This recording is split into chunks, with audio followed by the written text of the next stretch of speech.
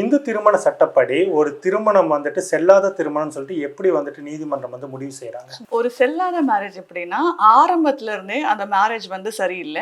And என்ன பண்ணாலும் அந்த மேரேஜ வந்து ஒரு லீகலான மேரேஜாகவே கொண்டு வர முடியாது. அப்படிங்கிறது தான் வந்து செல்லாத மேரேஜ்ன்னு சொல்லிட்டு கோர்ட் அறிவிக்கும்.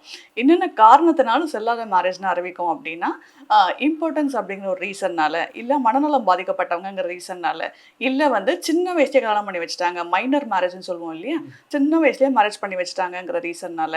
அதுக்கப்புறம் வந்து ஒருத்தர ஃபோர்ஸ் பண்ணி, இல்ல வந்து ஆசை வார்த்தைகள் காட்டி, இல்ல பயமுறுத்தி, அந்த மாரி கல்யாணம் பண்ணி வச்சுட்டாங்க. இல்ல நான் வந்து பணக்காரன்னு சொல்லியோ, அந்த மாதிரி ஏமாத்தி கல்யாணம் பண்ணி வச்சுட்டாங்க அப்டின்னாலோ, அப்படி இல்ல வேற யார் மூலமாவோ கர்ப்பம் தரிச்சதுக்கப்புறம் இன்னொருத்தர கல்யாணம் பண்ணிக்கிட்டாலோ, அப்படி இல்ல அவருக்கு ஏற்கனவே கல்யாணம் ஆயிருந்தது அப்படின்னாலோ, இந்த மாரி பல காரணங்களால ஒரு மேரேஜ வந்து வாய்ட் மேரேஜ், செல்லாத மேரேஜ்ன்னு சொல்லிட்டு லீகலா நம்மள டிக்ளேர் பண்ண முடியும்.